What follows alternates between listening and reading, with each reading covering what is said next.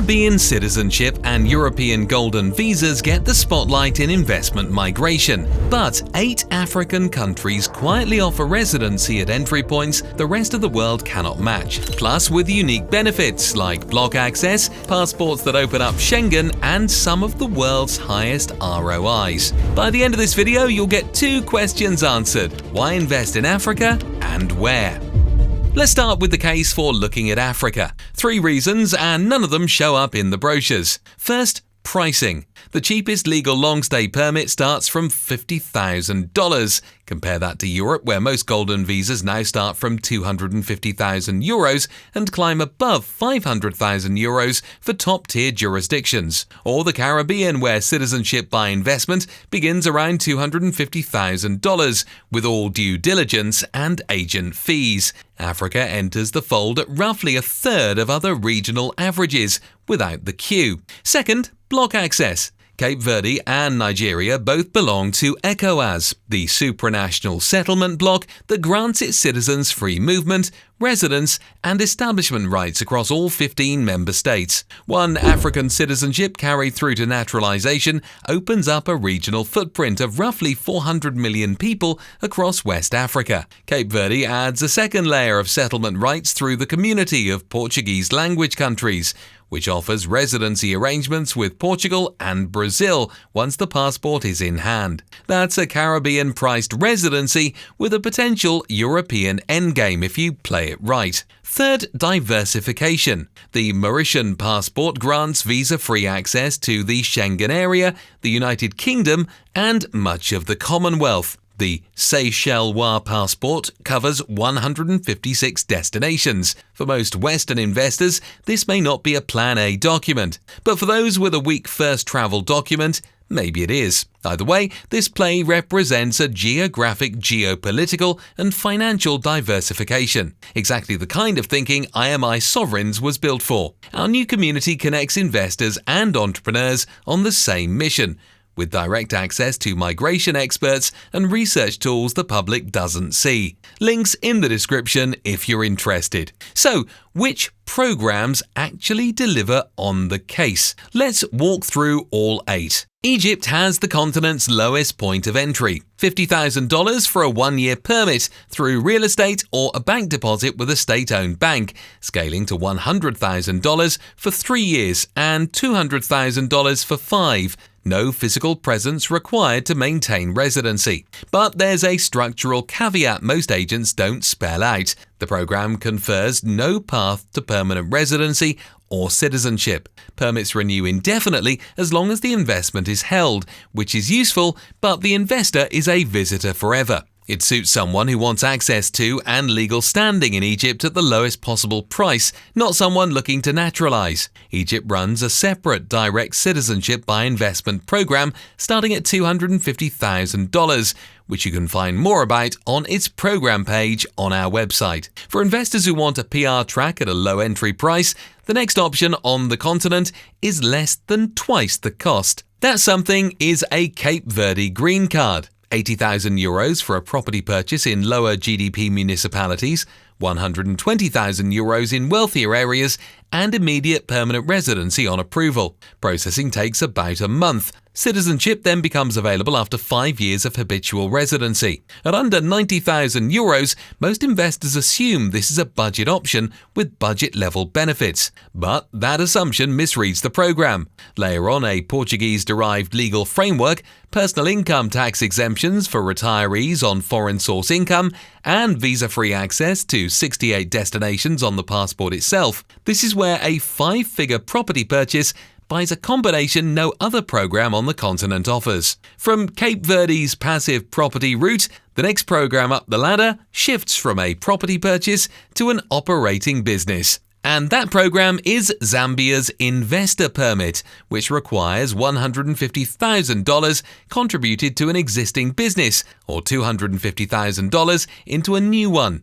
Permanent residency becomes available after 3 years of tax residency and citizenship after 10. Two things complicate Zambia's case though. It does not belong to a freedom of movement bloc comparable to ECOWAS or the East African Community, so the regional reach of the eventual passport is narrow, and the documentation is serious. Bank statements, Zambia Revenue Authority filings, certificates of incorporation, plus an investment license from the Zambia Development Agency. This is not a passive purchase like Cape Verde's program requires. Zambia fits an investor with a concrete Zambian business thesis. As a Plan B buy alone, it's harder to justify. For investors whose thesis does not lean on block access, the next program up the ladder delivers exactly that. Welcome to Nigeria. Under the 2020 visa policy, tiered investor residence visas start at $250,000 for a small-scale enterprise, scaling through $500,000, $1 million, $10 million, and up to $100 million for oil, gas, and power sector capital. Capital has to enter Nigeria and be held in-country. Applicants must provide a business plan. The sticker price looks reasonable at the entry tier, but the timeline is where Nigeria gets expensive. Naturalization requires 15 years of continuous lawful residence under general Nigerian law. That is a long horizon by any investment migration standard. But the endgame could be meaningful. Nigeria is a founding member of ECOWAS, so the eventual citizenship unlocks the same 15-state settlement footprint that Cape Verde's passport does, except anchored in the largest and still growing economy on the continent. If 15 years feels too long, an Indian island nation offers a shorter path to a stronger passport. That path runs through Mauritius. The permanent residence permit grants residency for a $375,000 investment in an approved real estate project. Across frameworks like the Integrated Resort Scheme, the Smart City Scheme, and the Property Development Scheme, the initial permit runs 10 years, extendable to 20. Government fees are modest and processing is clean. The Mauritian permit is one of the cleanest PRs on the continent. The question is, what happens next? On paper, naturalization becomes available after 6 years of continuous residency, 5 for Commonwealth citizens, with a 2-year fast track for those committing at least $500,000. But in practice, Mauritius rarely grants naturalization to investor pathway applicants. Treat the passport upside as aspirational, not bankable. What is bankable, though, is the PR. Full residence rights, a real estate anchor in a stable offshore financial centre, and a base that gives you optionality across the Commonwealth ecosystem. For investors wanting a clean PR with real estate underneath it, this is the strongest offer on the continent at this price tier. By the way, if you're curious about real estate investment options globally that automatically qualify you for residency or citizenship in that country, check out IMI Real Estate. The next option up the ladder trades clean execution for a different kind of bet. That bet is on Rwanda. Immediate permanent residency through 2 routes, a $500,000 luxury property purchase or a $1 million investment in a registered project across sectors like energy, manufacturing, tourism, ICT, health, education, and agro-processing. Spouses and children are included, and naturalization is available after 5 years. For an investor whose priority is mobility, there's a ceiling here. Rwanda's passport currently grants visa-free access to 73 destinations, well below what Mauritius and Seychelles deliver at comparable or higher capital commitments. The government has floated a standalone citizenship by investment program several times over the past decade, without a formal launch, so the investor visa is the only capital-based route available. Rwanda fits an investment whose thesis is East Africa, not a passport upgrade. Worth sticking around for the last 2 programs on the list. They're the most expensive on the continent, but likely the most beneficial. The first of those 2 is South Africa's Financially Independent Permit. It grants immediate permanent residency to applicants who can demonstrate a net worth of 12 million rand, approximately $650,000. A one-time government fee of around $6,500 is paid on approval. Holders receive full residence rights with no work or business restrictions. The only physical presence requirement is entering the country at least once every 3 years. And critically, no part of the net worth needs to move into South Africa, which appeals to investors wary of tying up capital in a volatile currency governed by an unpredictable political class. On paper, this is one of the best value propositions in the entire set. The trouble shows up once the file is submitted. Applications routinely stall in Department of Home Affairs backlogs for 12 to 48 months. Several immigration law firms have documented applications sitting without adjudication for 3 or more years without recourse. Official timelines and actual outcomes diverge by a wide margin.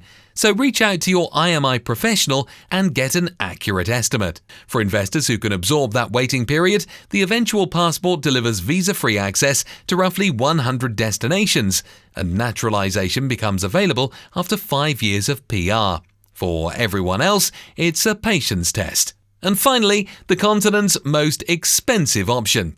The Seychelles Permanent Residence Program, which requires a $1 million business investment. On the sticker, it is the most expensive program on the continent. But the sticker is not the whole bill. The applicant must have already lived in Seychelles for at least 5 years on a gainful occupation permit or dependent permit, and demonstrate at least 5 years of business affiliation beyond the PR application is even eligible. Citizenship then follows roughly 5 years after PR. Total time frame from initial arrival, about 11 years.